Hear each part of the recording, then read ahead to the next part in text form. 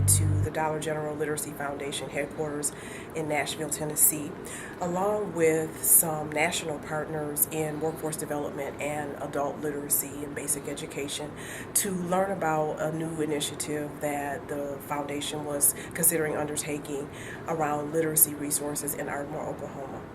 And so, coming away from that meeting, we were all invited to submit a proposal to do a project with a local partner in Ardmore.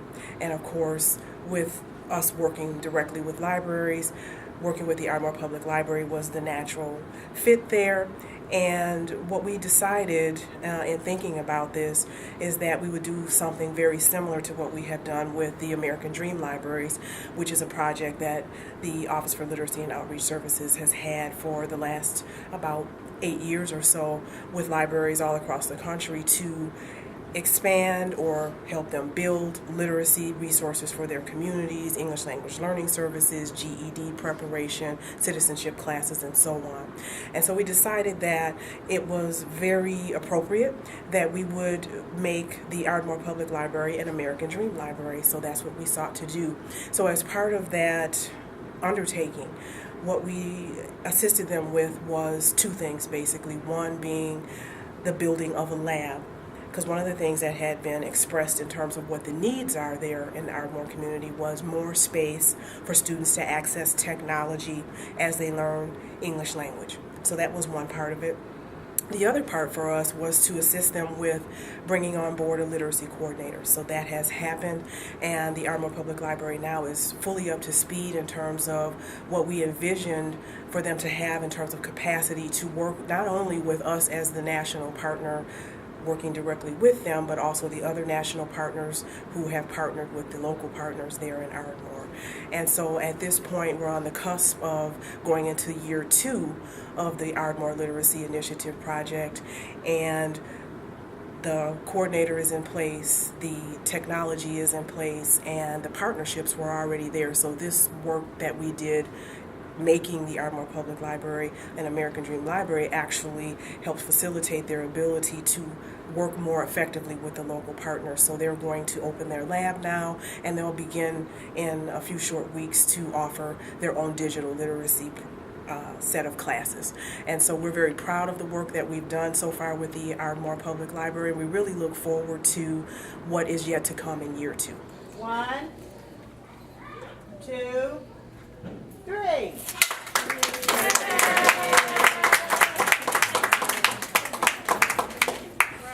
Ardmore is a city of about 24,000, between 24 and 25,000. Our birth date was 1887. We were a railroad town. We were named after Ardmore, Pennsylvania, which is named after Ardmore, Ireland. So the railroad engineers named the town. We have the population that's here. It's relatively a young city compared to eastern cities and places. But the population, there's still this was Chickasaw Nation. This was originally Indian territory, and Chickasaw Nation extends all the way up to the Canadian River. And then we have a growing population, particularly since the last census, about the last 10 years, Hispanic population in Ardmore. When we started the Literacy Council in 1984, it was for ABE, Adult Basic Education. There was a little bit of ELL or ESL, but it was just a few, like one person at a time, they would have in tutoring. Actually, in 2008, the New Dimension Literacy Council formed out of the old Literacy Council. And they found right away that they were doing mostly ELL instruction instead of ABE. So it fits right along with the growth in the community of the Hispanic community. I mean, it's to the point now where one of our local elementary schools is about 20-something% of the student body speaks Spanish. We started out, like I say, with a literacy council with probably maybe on average 10, 15 students in at a time when I began working here 19 years ago. And today, thanks to the efforts, we've reached a point where we have, 70, 80 students, I think, in the program. And, Dollar General has always helped. With grants each year, usually like $5,000, $10,000 grants. And so I knew they were a very active literacy organization. Dollar General held a series of initial meetings gathering data and doing fact-finding. They, the various partners were organized, and they were all, invited to partner with a local group or local groups that were already in place. And there were several groups in town that were already doing things like New Dimension and the efforts that were going on at St. Mary Catholic Church, GED preparation, what cities and schools have been doing for many years with GED prep. There were several initiatives that went on, and this is what the school system had tried to do as well, and to sometimes to success, but there wasn't an organized effort, and there certainly wasn't a really great referral system in place. We worked with ProLiteracy and with the American Library Association.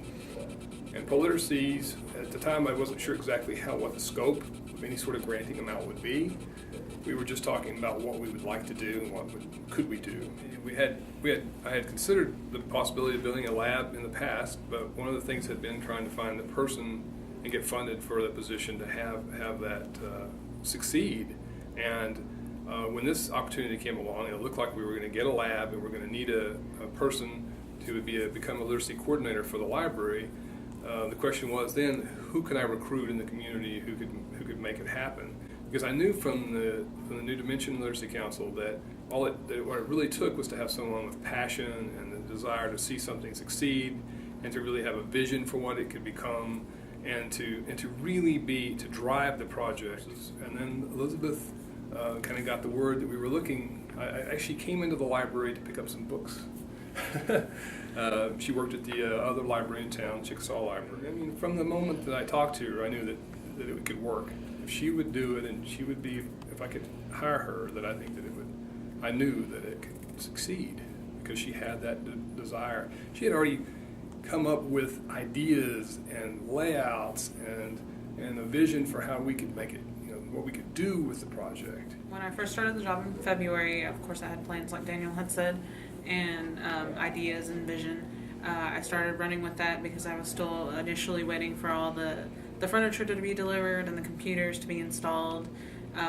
I initially started with a lot of literacy outreach. We'll be doing basic computer classes, like Basic Computer 1 and 2, Microsoft Office, Internet, social media, Google tools, and helping people start out with the basic classes and doing long enough classes to where they absorb the material so that they can move on to the next class. We will also be helping our English language learners in the community by